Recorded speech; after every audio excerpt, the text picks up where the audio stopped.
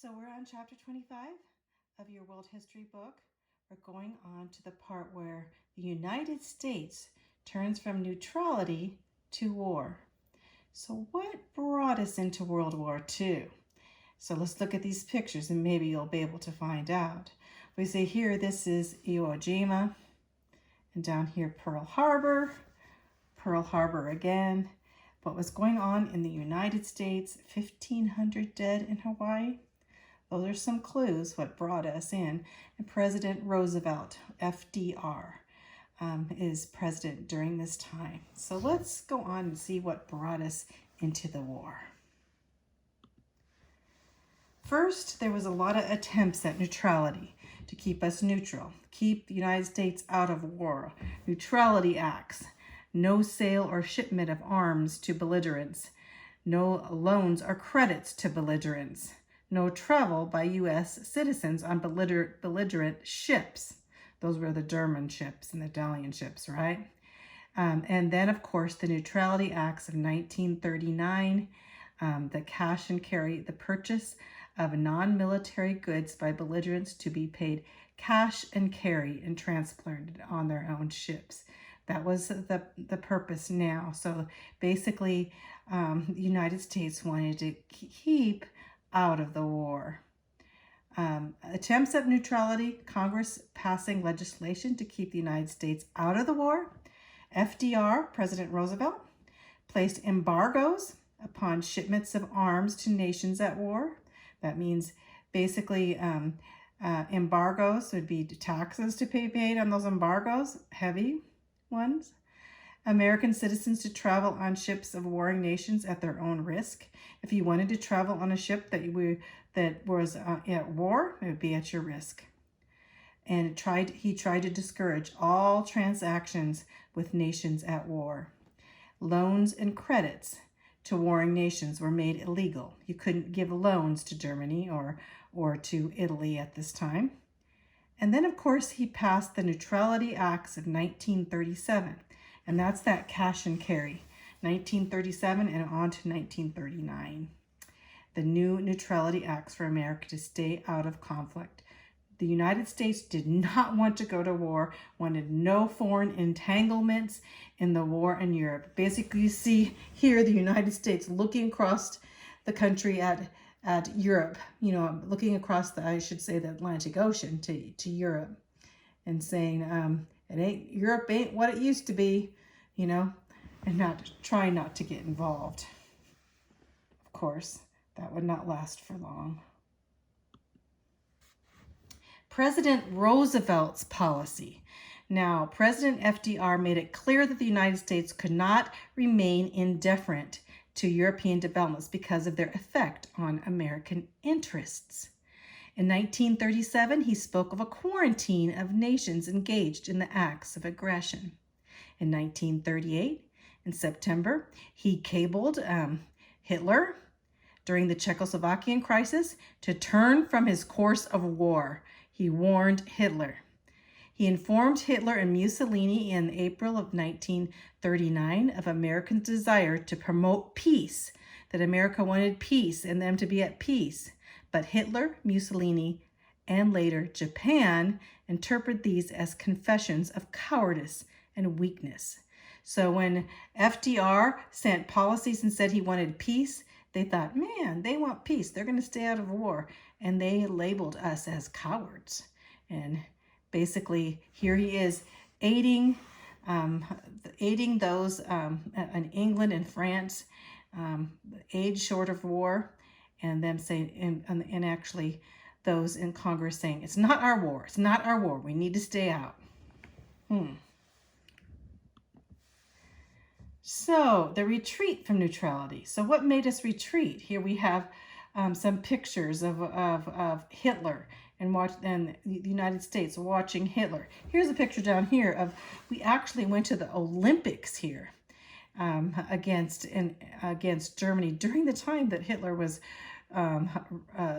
in reigning and doing a lot of crazy things. They had the Olympics. Can you imagine that? Here we have Jesse Owens being black and winning the Olympics in running, of course. And we see that would be not the Aryan race, of course. But anyway, the retreat from neutrality. Americans realized that this war was not merely a struggle for empires, but a confrontation between ideologies. That meant this war was about against democracy and into totalitarianism. Hitler was a dictator. He ruled totally.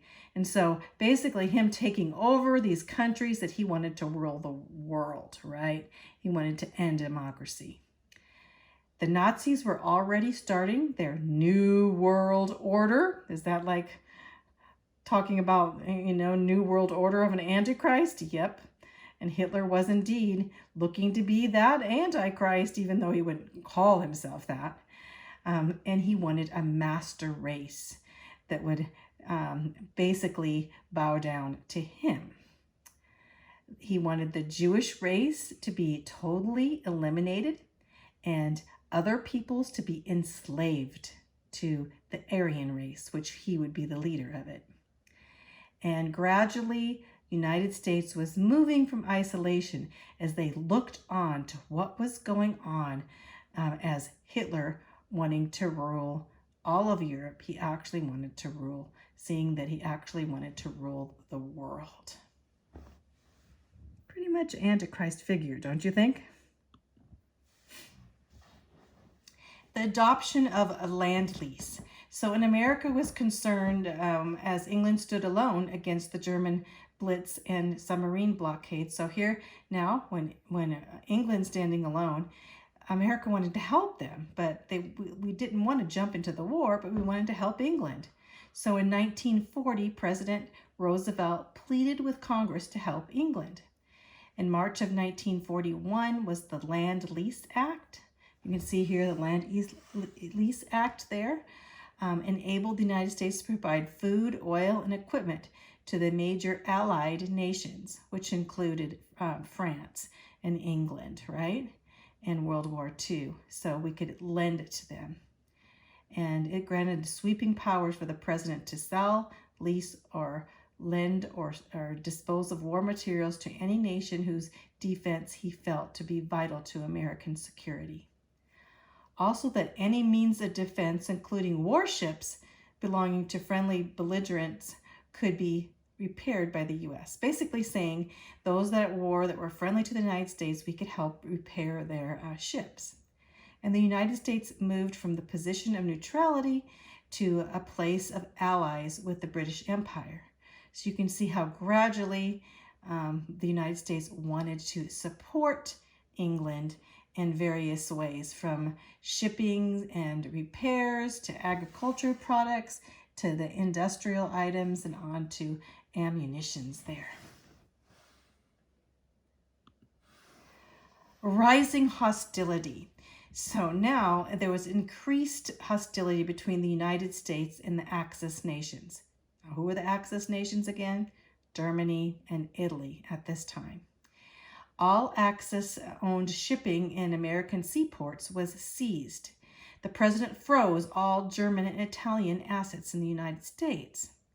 And consulates of the German and Italian consulates were closed, and all Axis diplomats were forced to leave in 1941 of July. You see here, they were closing down the Nazi consulates in America. By 1941, the United States had stopped short of active armed participation in the war. So here we are, helping them, but we're not in the war yet. So you see how in all the German consuls were, and propaganda and everything of Germany was taken out of the United States. Action in the Atlantic Ocean. So, well, the Germans intensified their campaign of submarine warfare in North Atlantic. So basically the submarines there, they were attacking ships, and if American ships got in the way, they would attack American ships. They would shoot torpedoes and take down not only British ships, but American ships. The British Navy was severely overextended in keeping the world's sea lanes open. To ease pressure on the British, American air and naval bases were established in Greenland in April of 1941. So basically, we went to Greenland to try to protect the English seas. And so we were looking into Greenland there, and so that the Germans could not get into that area. So we were protecting England.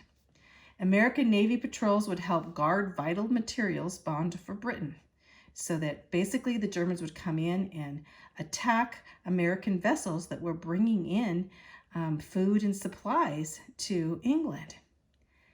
American troops relieved the British garrison on Iceland. So we ended up putting our troops on Iceland so that we could protect the ships that were going to England. Hitler made it clear that every ship, alone or in convoys, would be attacked or torpedoed. So Hitler said, if you're in the way, every ship, we don't care if it's American, we will attack you. So the Neutrality Acts forbid merchants to arm were repealed. That means if you were a merchant and selling things to Europe, you could carry arms. And if Germany attacked, you could actually, in the midst of that, attack that ship, right? You would be able to bear arms to protect yourself. That was the action in the Atlantic Ocean. Strained relations with Japan. We're going to talk about the Panay incident. Very important, because all of a sudden Japan is becoming interested in joining the Axis powers. Remember, we have Mussolini and we have Hitler. Well, now Japan. Japan is looking towards their peace, and they actually want to take over China. And so they declared war on China. The Panay incident was significant because the United States was faced with a war after the Japanese aggression in China in July of 1937. The Japanese airmen bombed and sank the American gunboat Panay on the Yangtze River. So here we have this ship. Our ship is in China on the Yangtze River, and we're a neutral nation, not involved in the Japanese and Chinese war that was going on. But Japan sunk the ship, basically saying, oh, we didn't know it was an American ship, which they did know.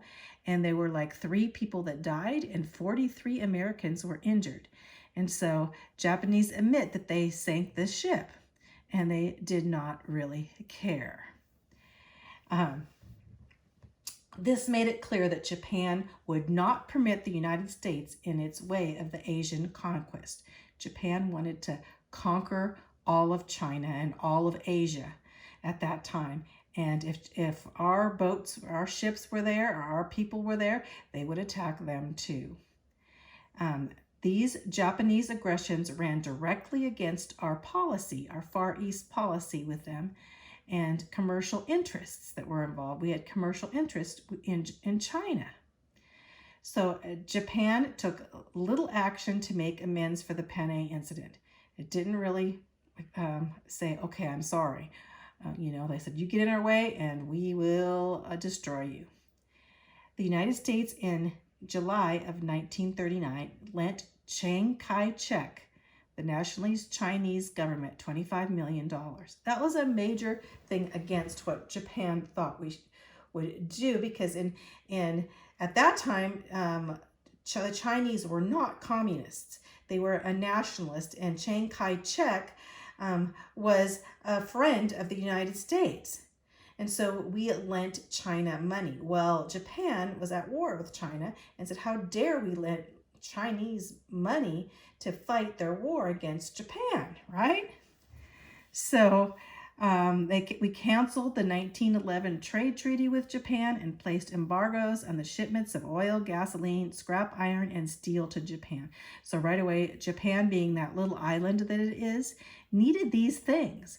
And so the Japanese were now looking at us as an enemy, of theirs. So let's see what happens with Japan. We know what's going to happen, don't you? Japanese resentment. So Japan resented the United States, and so being the military nation that it had become, Japan responded to Americans' actions by joining the Axis powers to establish a new world order. That comes up again, right? Kind of an antichrist thing. The Japan wanted this new world order. Well, Japanese would run the East. Mussolini and Hitler would be in the West, right? And so Japan looking as having part of the world in this new world order. The Japanese forces moved into the French Indochina in the summer of 1941. So they're going into the islands into Indochina, which now would be, Vietnam, Laos, that area. But in that time, it was called Indochina, and then down into the islands of Indonesia. So the American citizens were advised by the Vichy government to leave the Orient. So basically saying, you need to leave because Japanese are upset with America, not really upset that, may declare a war, although the Americans had no inkling that they would do this. All Japanese assets in the United States were frozen at this time. So here we have Japan joining Hitler and Mussolini, the dictators. And we see here's the Japanese Tojo, and the emperor was Hirohito. This guy is like a terrible Nazi, this guy standing here. Anyway, we'll find out more about him later in the Holocaust. But here we have Japan joining these Axis world powers, these monsters, I should say. Japan sends demands to the United States. So Japan says, okay, the United States must abandon all aid to China. We have to get out of China, they said. The United States must reverse the policy of military and economic encirclement of Japan. That means the United States must keep their military out of Japanese seas or out of the East, take our military out of the eastern seas around China and Indonesia. And the United States must cease to interfere with Japan's expansion of Greater East Asia. He said, the United States, we are going to take over, basically Japan said they're going to take over the East, and the United States must stay out of it. So the United States refused to comply and made it clear that it opposed Japan's policies of expansion and cooperation with Germany and Italy. So we basically said, okay, we disagree with you going in and combining your powers with Germany and Italy, and we will not draw out of the seas in the East. So what happened next is really atrocious. So we have all of our Navy and Air Force and such stationed where? But in Hawaii at Pearl Harbor. So in November of 1941, the Japanese dispatched a special envoy to Washington for a final effort at negotiations. So they sent it out, but in the meantime, they were getting ready for war. So secretly, they sent a Navy force, including several aircraft carriers, Japanese aircraft carriers, that were on its way to Hawaii. Knowing that they could not win a long war with America, they needed to strike with a knockout blow at the very beginning, a surprise attack. So they had this sneak attack on Pearl Harbor. Pearl Harbor was the home base for America's Pacific Fleet. Our whole fleet was there.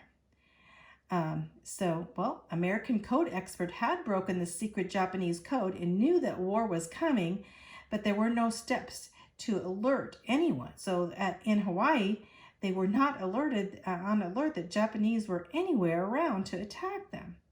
Although those in Washington knew there was something going on, right? But they did not alert anyone. That's really a sad thing. So here's some pictures of Pearl Harbor.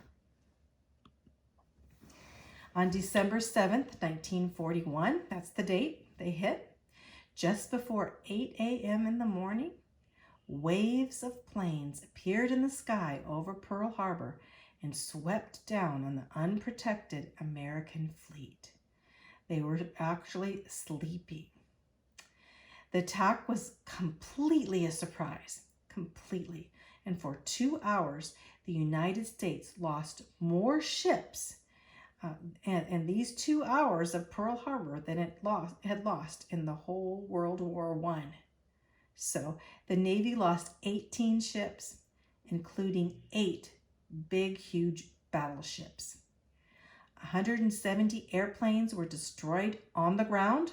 The airplanes were not even in the air. They were sitting on the ground. And over 3,500 servicemen were killed. Now, remember the newspapers thought 1,500. Well, it was actually 2,000 more. It was 3,500 servicemen were killed or wounded. The Japanese lost only 29 of their 359 planes. And the USS Arizona and the USS Oklahoma battleships were totally sunk very quickly. And those two that were lost were it was amazing amount of officers were actually stuck. And even now, if you go to Pearl Harbor and you go to the memorial there are 1,177 officers in the Arizona when it sunk, and they were trapped and they died in the Arizona as like their tomb there. And then also in the Oklahoma, 429 crew died when she capsized. She turned over, and a lot of as that boat was turned over, a lot of those officers were hanging for their lives on the side of the Oklahoma. So tragedy hits in America. So I hope this is getting everything here. So, okay, let's go on. Mistaken Japanese. Let me push this up a little bit so you can get maybe a little better. There we go. Japan was confident that they had won the greatest victory. Japan declared war on the United States and on Great Britain. Believing their attack on Pearl Harbor had rendered the United States unable to fight back, they believed they had won the war. But the Japanese soon found that they had failed to anticipate 3 important things. What were these things? First of all, the United States aircraft carriers were at sea during the raid, so we still had our aircraft carriers, and they escaped harm. And number 2, the raid failed to destroy our repair facilities. So we still had our fuel and we still had our repair facilities. And most important, the sneak attack on Pearl Harbor united the American people as nothing has before or since. The American people were totally united. They were aghast that a country like Japan could come and bomb us without sneak in and bomb our facilities while we had no inkling that they were going to do this. The American people were astonished. The entire nation band together to face their foes, but with one goal, was to defeat the Axis powers. So everyone, they didn't have to have a draft. Volunteers came from everywhere, knowing that we were at war with Japan now, and that we had now joined World War II. America declares war. The U.S. declares war on Japan. You see these pictures here, and of President Roosevelt announcing that we are now in war with Japan. The Japanese had not crushed the Americans at all. In the words of a Japanese admiral, he said, "We have awakened a sleeping giant and filled him with a terrible resolve." He said, this admiral says, now we have awoken the giant. On December 8th, President of 1941, President FDR asked Congress for a declaration of war. He said, "Yesterday, December 7th, 1941, a date which will live in infamy, the United States of America was suddenly and deliberately attacked by naval and air forces of the Empire of Japan." Congress then overwhelmingly voted for war. And 3 days later, Germany and Italy declared war on the United States. So now we have Japan, Germany, Italy. Now we're at war with those countries, those dictators. The United States declared war then on Germany and Italy. So now we were at war with all three of the Axis powers. So now we'll go on. We'll go on to the next slide, and we'll say what happens when in World War II, as we go to world war with Japan and the European totalitarians of Hitler and Mussolini.